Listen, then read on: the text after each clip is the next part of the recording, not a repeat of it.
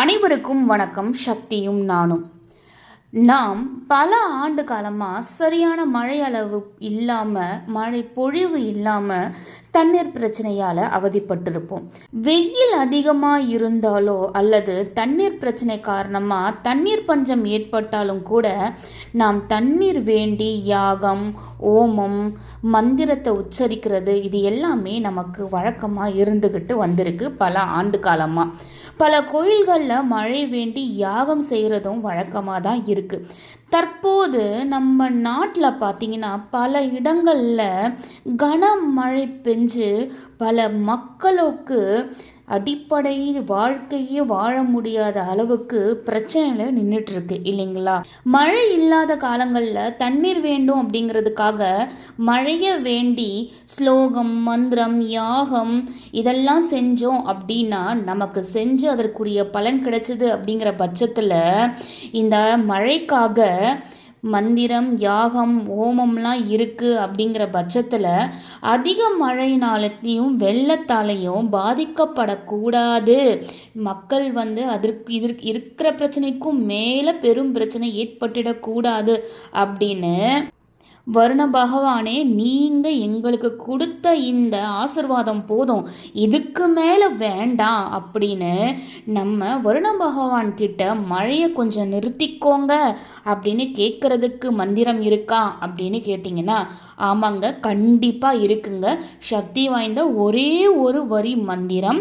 அதாவது வருண பகவானை நோக்கி, எங்களுக்கு நீங்கள் கொடுத்த மழை போதும், நீங்கள் எங்கிருந்து இந்த மழையை கொடுத்தீங்களோ அங்கேயே நீங்கள் எடுத்துக்கோங்க அப்படின்னு சொல்கிற இந்த வரி தான் மழையை நிறுத்துறதுக்காக நாம் பாராயணம் செய்ய போகிற வரிங்க. மிகவும் சக்தி வாய்ந்த வரி. இந்த மந்திரமானது இந்த நேரத்தில் நம்மளில் பல பேருக்கு தேவைப்படுது.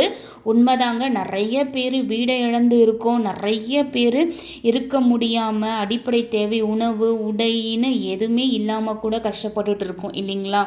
இது எல்லாத்துல இருந்தும் நம்மை காக்கக்கூடியது யாருன்னு பார்த்தீங்கன்னா இந்த நேரத்தில் கடவுள் மட்டும்தான்.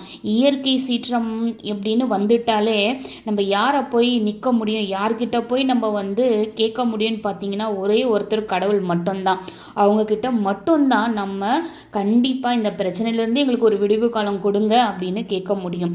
அந்த வரிசையில் இன்று நான் உங்களுக்காக கொண்டு வந்திருக்க பதிவு என்ன அப்படின்னு பார்த்தீங்கன்னா, இப்போ பெஞ்சிருக்க மழை, பெய்ய போகிற மழை எதுவாக இருந்தாலும் நமக்கு இந்த அளவு போதும், இதுக்கு மேலே இந்த அளவுக்கு மீறி ஒரு மழைன்னு வந்தால் அது பிரச்சனைக்குரியதாக இருக்கும். அப்படிங்கிற பட்சத்தில் இப்போ நான் சொல்கிற இந்த ஒரு வரி மந்திரத்தை பாராயணம் செய்யுங்க, கண்டிப்பாக அதற்கு நல்ல பலன் இருக்குங்க. சரி வாங்க, அது என்ன வரின்னு நான் சொல்கிறேன், அதற்குரிய விளக்கத்தையும் நான் சொல்கிறேன். அதாவது சமுத்திரம் கச்ச ஸ்வாஹா, சமுத்திரம் கச்ச ஸ்வாஹா, சமுத்திரம் கச்ச ஸ்வாஹா அப்படிங்கிற இந்த ஒரு வரி மந்திரம். வேதத்தில் இந்த சமுத்திர கச்ச ஸ்வாஹாங்கிற அணுவாகம் இருக்குங்க. நீ எங்கிருந்து வந்தாயோ அங்கேயே சென்று விடு அப்படிங்கிறது தான் இதற்குரிய அர்த்தம். அதாவது மழை மீண்டும் வானத்திற்கு திரும்ப சென்றுவிடு அப்படிங்கிறது தான் இதனுடைய பொருள். பொதுவாக மழை நீரானது தேங்கக்கூடிய இந்த ஆறு, குளம், கண்மாய், ஏரி, சமுத்திரம் இது போன்ற நீர்நிலைகளில் இருக்கும் நீர் தான் ஆவியாகி, அதாவது வெயில் காலத்தில் சூரிய பகவானால் ஆவியாகி மேலே போய் மேகமாக மாறுதுங்க. அந்த மேகமாக மாறினது தான் பிற்காலத்தில் நமக்கு மழை பொழிவாக பூமிக்கு திரும்ப இறங்கி வருது.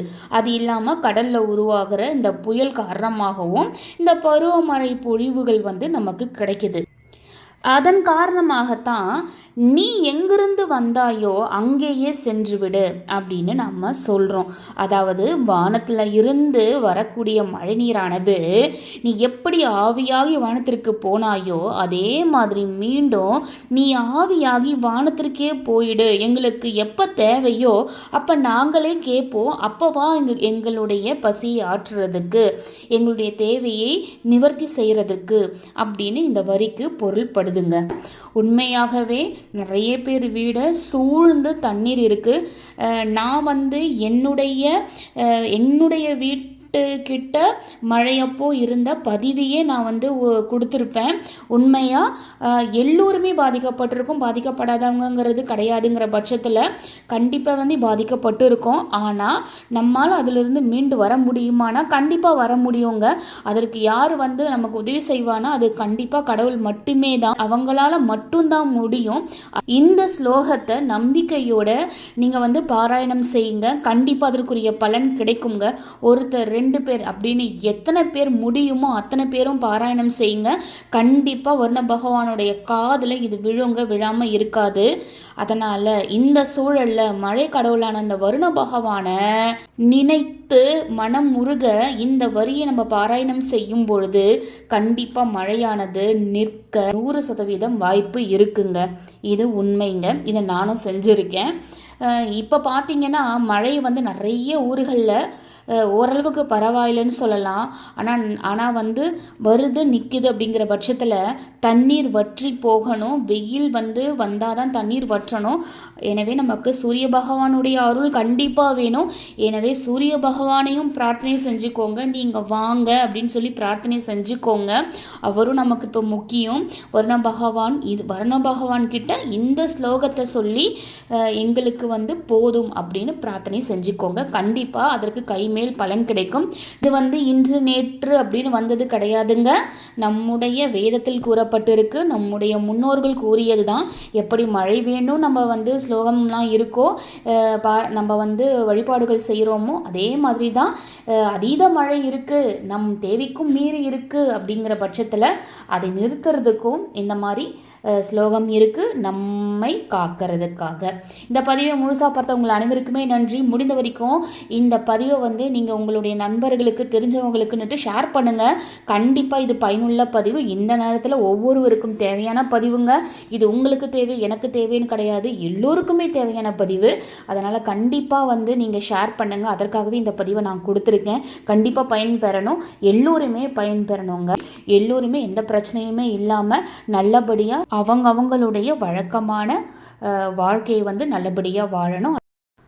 அதற்கு எல்லாம் வல்ல இறைவன் அருள் புரியணும் அப்படின்னு நான் மனதார வந்து வேண்டிக்கிறேன். ஓம் முருகா.